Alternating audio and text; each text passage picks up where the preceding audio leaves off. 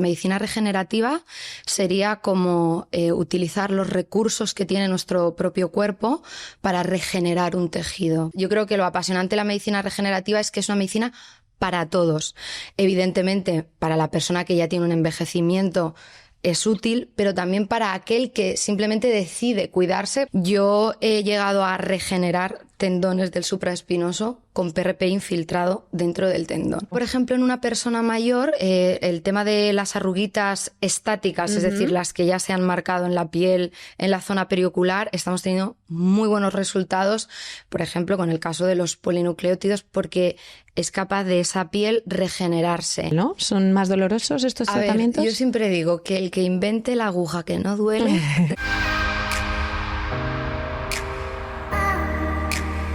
De dentro a fuera, un podcast de salud y belleza de Ilife. Hola y bienvenidos a De Dentro a Fuera, el podcast de belleza y salud de Ilife. Soy Paula Dali y os abro las puertas a este espacio donde vamos a hablar de una manera muy simple y muy sencilla sobre medicina estética, bienestar y las últimas novedades en salud, siempre acompañada, siempre de la mano de nuestros médicos especialistas, que hoy, por ejemplo, estamos aquí con la doctora Almudena Paniagua, que es médico estético. Bienvenida. Hola, ¿qué tal? Muchísimas gracias por estar aquí con nosotros. Gracias a vosotros. Y vamos a hablar en concreto hoy, vamos a centrarnos un poco en la medicina regenerativa, que es algo que está un poco surgiendo, ¿no? Está en auge. Está pues en constante renovación, en constante investigación. ¿Cómo explicarías a alguien que no sabe qué es esto? ¿En qué consiste? Yo siempre a mis pacientes les digo que la medicina regenerativa sería como utilizar los recursos que tiene nuestro propio cuerpo para regenerar un tejido. Por ejemplo, los productos que utilizamos a día de hoy lo que buscan es decirle a nuestro cuerpo que hay un daño, por ejemplo, en la piel, y entonces que sea nuestro propio cuerpo el que regenere ese tejido, en este caso la piel, sin necesidad de hacer el daño de forma externa tú, sino, por ejemplo, ya que me meto en el tema, los polinucleótidos, que ahora están muy de moda, lo que llaman mal semen de salmón, es una partícula del ADN que lo que hace es, una vez nosotros lo infiltramos, le dice al tejido, por así decirlo, que hay un daño celular. Entonces es nuestra propia piel la que produce una regeneración, porque al final la piel es un tejido que está en continua renovación. Una cosa que me gusta hacerle una analogía a mis pacientes es que la epidermis, que son las células muertas de la piel, en una persona joven, los queratinocitos, los que están más abajo en esta epidermis, suelen renovarse aproximadamente cada 20, 21 días. En una persona de más edad, una persona, por ejemplo, de 60 años, este tiempo se prolonga. Entonces, la piel es un tejido vivo, está constantemente renovándose. Entonces, a mí me encanta la medicina regenerativa porque, aunque obviamente estamos en este caso inyectando un producto, estamos utilizando nuestros propios recursos. Y entonces a mí eso me parece como un mundo apasionante, ¿no? Claro. Sí, y sobre todo porque es una medicina, yo creo que más sostenible, ¿no? No busca la necesidad de un gran cambio, sino que simplemente utilizando tus propios recursos puedas darle una nueva vida, ¿no? O acelerar ese proceso de renovación celular. Mejorar la salud, Exacto. ¿no? Al final. Este principio del que hablas, que se inyecta en la piel, ¿sale de la propia piel del paciente o es un...? A ver, es que esto luego es otra cosa, porque, por ejemplo, productos que utilizamos en medicina regenerativa, el más conocido podría ser el PRP, el plasma rico en plaquetas. Sí, vamos a hablar de eso también, claro. Es un producto que en este caso sí que es autólogo, que se llama, es decir, es el propio paciente el que genera el producto. En el caso de los otros productos que tenemos, como el que te he comentado, los polinucleótidos o incluso los exosomas, son productos que se generan por biotecnología, ¿vale? Y normalmente vienen o de animales, como es el caso de los polinucleótidos porque viene de las gónadas del salmón, por eso se llama semen de salmón. No viene de ningún semen, sino de las gónadas del salmón. Y los exosomas pueden ser de origen vegetal o de origen animal.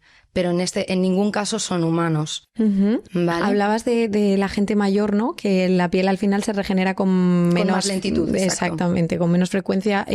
Pero ¿qué tipo de pacientes podrían optar a medicina regenerativa? ¿En qué casos? A ver, yo siempre digo que me gusta una medicina estética que sea para todos, ¿vale? Porque tengo la sensación que últimamente la medicina estética es solo para aquellas personas que por obviedad, ¿no? ya tienen un envejecimiento cutáneo visible.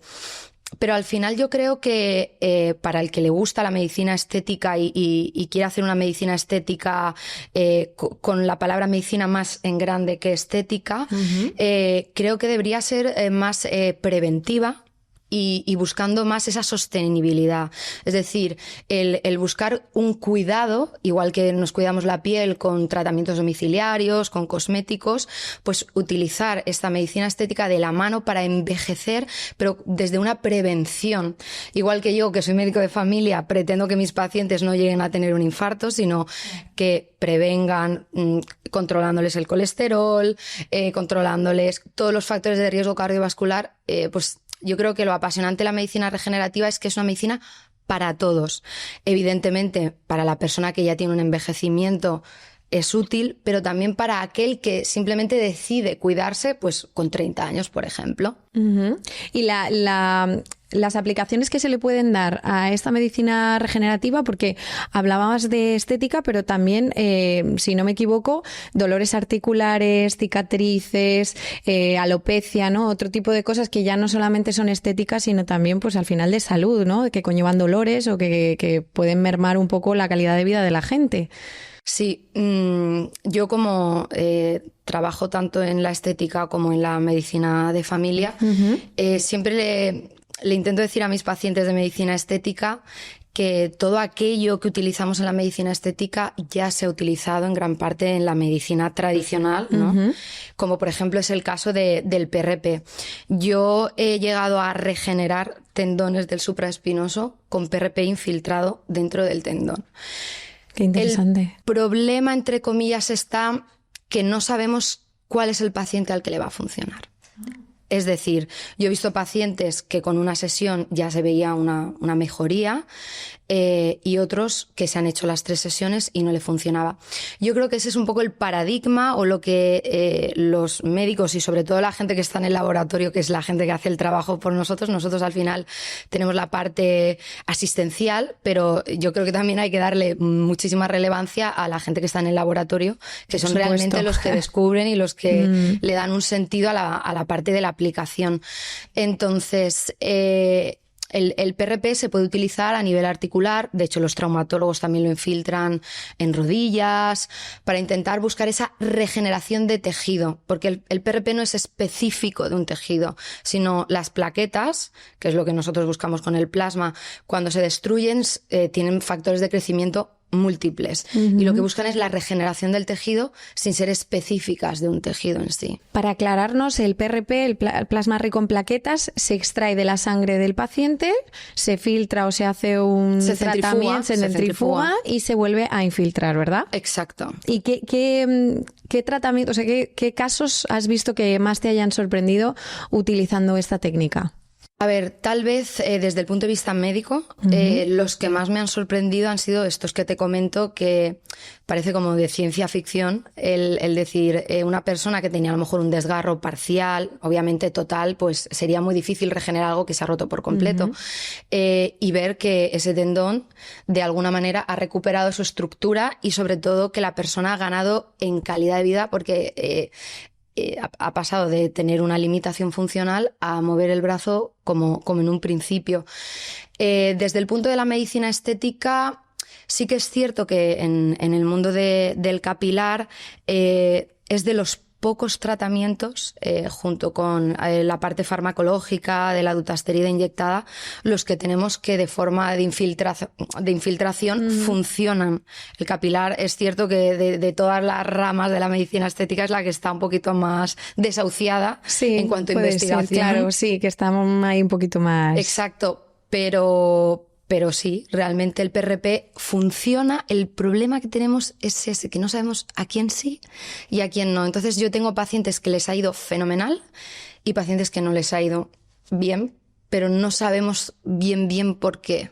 Y en esos casos, ¿hay posibilidad de hacerlo dentro de la medicina regenerativa y de los otros principios activos que comentabas antes? ¿Hay alguna alternativa para esos pacientes a los que el PRP no les funciona? Sí, pues en el caso, por ejemplo, del capilar tenemos, por ejemplo, la dutasterida inyectada. En caso de medicina estética, obviamente, pues ahora están los exosomas, están los polinucleótidos. La cuestión está que como te he comentado un poco en qué consiste la medicina regenerativa, como son tus propios recursos los que utiliza el cuerpo para regenerar, tendríamos que saber exactamente, es como una medicina muy individualista, ¿no? Uh-huh. Al final yo creo que también el futuro de la medicina en cuanto a la farmacología es saber exactamente que tu metabolismo hepático, si tienes alguna mutación genética, porque un ibuprofeno a ti te puede hacer mucho y a mí puede no hacerme nada. Pues exacto, un poco... sí, esto pasa mucho. Claro. Es que claro, es una medicina individualizada, uh-huh. Es la medicina del futuro. Una medicina tradicional, pues la medicina estética pasa igual. Deberíamos un poco saber más allá porque esa persona, esos recursos, no es capaz de utilizarlos. Claro. ¿Y qué tipo de pruebas se llevan a cabo para determinar si a una persona... estudiar el caso de cada persona, como comentabas, de manera individual, una analítica o cómo se estudia? A día de hoy, hasta donde yo sé, realmente es un tratamiento empírico, es decir, pues como cuando a ti te dan un antibiótico se prueba sin ver exactamente que tienes un bichito, realmente es a base de prueba y error. Normalmente, yo por mi experiencia, a lo mejor el fracaso con el tratamiento puedes decir que es en un 10% de pacientes, como con un número amplio, pero generalmente va bien. Y luego, claro, tienes también un abanico de personas que le ha ido bien a un 100% en cuanto a una mejoría, imagínate en capilar o a la mejoría de una cicatriz, y en personas que la mejoría es de un 60%. Porque está en esa individualización. Claro. ¿Y qué diferencia crees que habría entre un tratamiento regenerativo bien hecho en un sitio al final respaldado por un centro hospitalario, a diferencia de sitios en los que quizá no todo está tan controlado, ¿no? En entornos menos controlados? A ver, para mí el más importante, yo que soy un poquito una loca de la asepsia, obviamente es...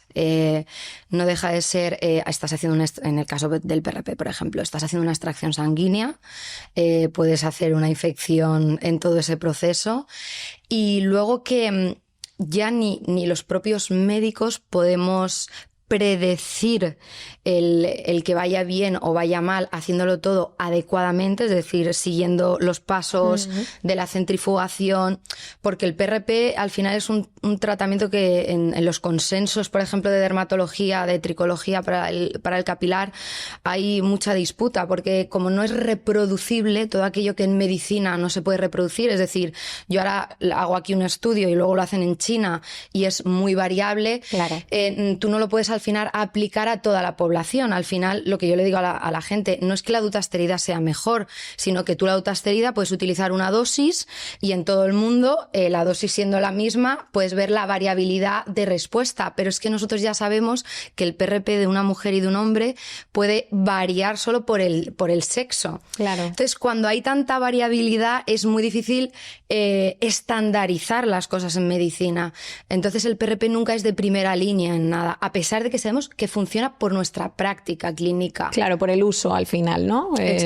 Y porque en la consulta vemos que funciona, pero ninguna guía, verás tú, europea, americana, que el PRP, en cuanto a tratamientos inyectables, te lo ponga de primera línea. No porque no sea efectivo, sino por esa hay variabilidad. Estudios suficientes que puedan, esa variabilidad no permite que un estudio no diga al 100% esto sí se puede utilizar, o sea, no que se pueda utilizar, sino que sea 100% efectivo. Que tu 0,1 ml no es igual de efectivo que el mío, no porque el producto, es que el producto ya es distinto. Claro, no, por supuesto. Tu ml es distinto al mío. Claro. Y luego tú tienes unos recursos en tu cuerpo que tienen que reaccionar, unas células que se tienen que activar, y yo tengo un cuerpo distinto, entonces eso es lo que hace que un fármaco, el ibuprofeno 600 miligramos, es el mismo para ti que para mí. Entonces entiendo que el PRP, por ejemplo, no es como otras cosas que a lo mejor sí que, pues donantes de médula o de órganos, que se estudia la viabilidad de que otra persona pueda donártelo. No. solo puede Esto ser tuyo. Esto es individual e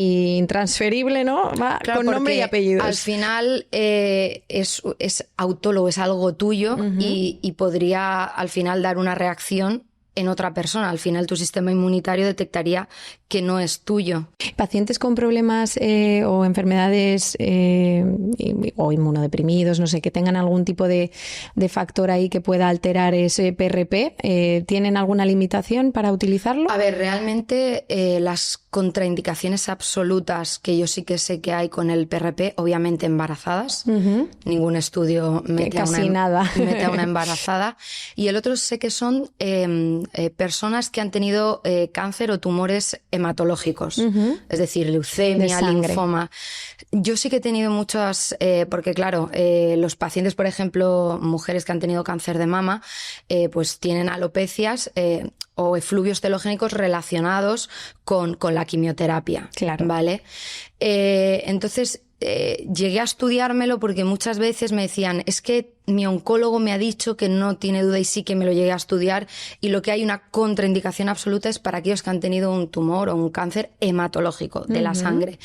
Pero de los otros no hay una contraindicación absoluta como tal. Sería como una contraindicación relativa. Claro, que habría que estudiar valorar el caso. Si merece la pena el beneficio frente al riesgo al que estás exponiendo al paciente. Claro. Y en el caso de bueno, hablamos de que todos estos tratamientos regenerativos, la mayoría son con infiltración, ¿no? Con viales, que son tan dolorosos como puede parecer, porque al final hablabas de articulaciones, llegar hasta, me imagino que hasta el núcleo donde tiene que llegar, no es así como pinchar a lo mejor un vial de ácido, que es una capa más superficial, ¿no? ¿Son más dolorosos estos tratamientos? Yo siempre digo que el que invente la aguja que no duele... Es que yo una vez bueno, en el centro de salud tenía todo. Una aguja intramuscular que ponía que no not pain, y yo dije, pues no sé, será la persona que te pinche. La mano. Exacto. Yo creo que en el tema de las infiltraciones, la delicadeza de la persona que te lo haga es lo que puede hacer que tengas más o menos dolor. No es el producto en sí. Lo que sí que es cierto que, claro, el PRP, por ejemplo, es un producto que es muy líquido. No es como el ácido hialurónico, ¿no? Que es un producto denso, y entonces sí que al infiltrarlo la persona puede notar más, ¿no? El producto entrando. Claro. Pero yo creo que no hay diferencia respecto a otros tratamientos que utilizamos en medicina estética en cuanto al dolor o al pinchazo. Todos los pinchazos un poquito duelen. ¿Y el efecto es inmediato o hay que esperar a ver resultados? No. Yo sí que es cierto que, por ejemplo, con el PRP, sobre todo hecho en facial, yo nunca se lo he dicho a los pacientes, sino que venía como que me lo decían ellos. Tiene un efecto glow al día siguiente, como de mucho brillo. No hay ningún estudio que hable de qué es ese efecto glow, porque realmente, teóricamente, lo que dicen los estudios es que tienen que pasar semanas para que toda esa maquinaria de tu cuerpo se haya puesto a funcionar, ¿no? Sí, trabaje, ¿no? Pero el efecto glow existe, inmediato, a las 24 horas. Entonces, todo esto es lo que nuestros compañeros de laboratorio, al final ellos muchas veces hacen investigaciones con células, pero hacen cultivos celulares, no lo hacen sobre personas, obviamente. Pero no, hay cosas que no sabemos, no sabemos el por qué, pero a mí sí que me lo transmiten los pacientes, y sobre todo lo que me dicen que perciben eso es una mejoría de la calidad de la piel, claro. Una piel más elástica, una piel más saludable. Por eso me gusta la medicina regenerativa. Y la medicina regenerativa, poniéndola quizá al lado de una armonización facial en la que se utilizan otros principios activos, ¿cuáles serían las diferencias si lo aplicamos a lo facial, me refiero? Yo creo que en la vida el éxito está en aunar todas las cosas. La medicina regenerativa por sí sola no te va a hacer un gran cambio, ¿vale? Creo que al final el ácido hialurónico tiene su función, que es el de devolverle esos paquetes grasos que por el envejecimiento se han atrofiado, devolverle esa estructura a la cara, que eso con medicina regenerativa a día de hoy no podemos conseguir. Podríamos hacerlo con grasa del propio paciente, pero no hay ningún producto a día de hoy que sea capaz de crearte esa grasa que tú has perdido de cero.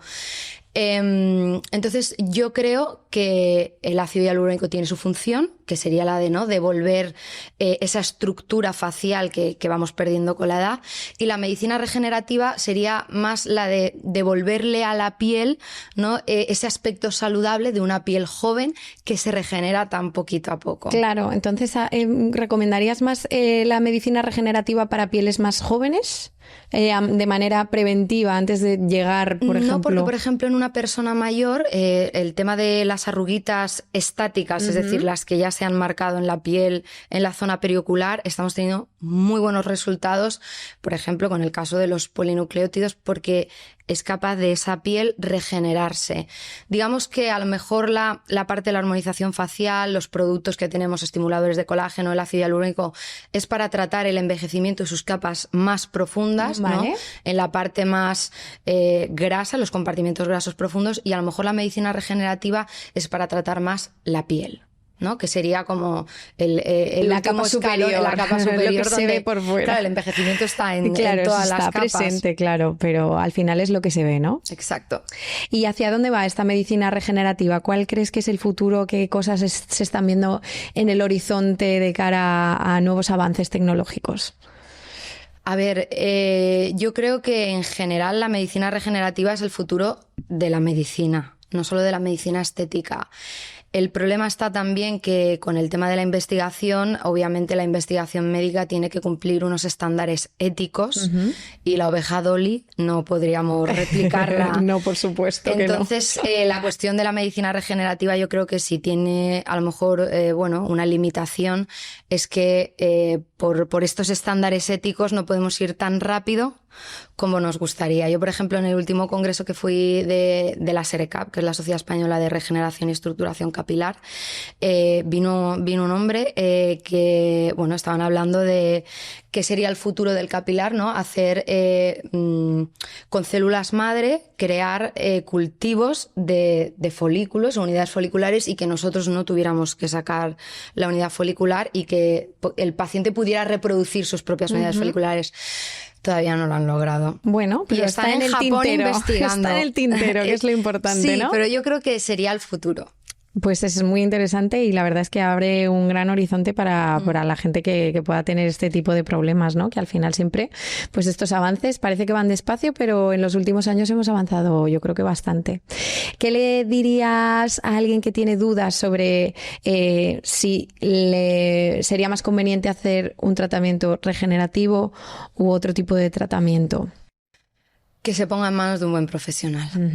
Creo que al final, yo me canso de repetirlo, los médicos tenemos una función muy importante, ya no solo como inyectores, en este caso, sino como personas que al final estamos acompañando y aconsejando. Creo que es súper importante tener una buena ética profesional y al final pensar que le puedes cambiar, entre comillas, la vida o la situación a una persona. Entonces, creo que, como otros compañeros te habrán dicho, es muy importante saber en manos de qué profesional te pones, porque al final, pues bueno, en nuestro caso las cosas se pueden reabsorber, tenemos antídotos, pero hay cosas como la cirugía que es definitiva. Entonces creo que es muy importante que la gente conecte con el profesional, que tenga un concepto similar, que no tengan vergüenza en preguntar. Yo me encanta explicarle las cosas y creo que debemos tener un poquito, ¿no?, esa concienciación de que aunque la medicina estética parezca algo superficial, realmente es muy importante vernos bien y que nos guste lo que vemos en el espejo, porque eso también es salud. Afecta a la salud mental muchísimo y hay muchísimos problemas derivados luego de afectaciones a la salud mental y de las complicaciones también de quirófano, por supuesto. Y hablando otra vez del PRP, que se me ha olvidado preguntarte, que tenía yo ahí la duda en el tintero, ¿estos tratamientos regenerativos se están haciendo solamente en hospitales o en centros privados o se está aplicando también en la salud pública? A nivel salud, no hablo de estética. No, claro, en la seguridad social, en la salud pública se utilizan. Lo que pasa es que yo creo que es muy médico dependiente. Yo al final, por ejemplo, esto que te comento de rehabilitación, estuve con un equipo que estaba muy bien formado, pero que creían en este tipo de medicina. Al final Eso es importante, ¿no? Que al final tienes que buscar un centro donde pues se crea en estos tratamientos y los médicos estén formados y crean en ello. Eso es lo más importante. Hay que ser vanguardista y a veces salirse del cajón. Salirse de la caja. Sí. Pues como última pregunta, ¿cuál es la duda o la pregunta que deberían tener los pacientes o que deberían querer resolver en consulta cuando están planteándose hacerse un tratamiento de medicina regenerativa? Ellos normalmente la primera duda que tienen es ¿qué voy a notar? Yo siempre digo, es una gran pregunta. Sí. Porque al final, claro, la persona va con unas expectativas y quiere que tú le digas exactamente qué es lo que va a percibir, cuánto tiempo. Y yo intento decirles que no soy obviamente adivina, intento explicarles lo que la ciencia nos dice que van a notar, pero que es muy subjetivo, exacto, claro. Subjetivo, y que al final y en la medicina estética la subjetividad es alta, que hay cosas que a lo mejor en una persona las puede percibir antes y en otra persona las puede percibir después. Entonces intento ser bastante amplia, o sea, mis respuestas a sus dudas suelen ser muy, muy, muy amplias, ¿no? Claro, sí, pero eso es un buen punto y es una buena duda que resolver, porque al final pues mucha gente va queriendo saber exactamente qué se va a encontrar en ese camino, ¿no? Exacto. Y acompañarles es muy importante. Pues muchísimas gracias, doctora Paniagua, por acompañarnos hoy aquí, y nosotros nos volvemos a escuchar en el próximo episodio de Dentro a Fuera.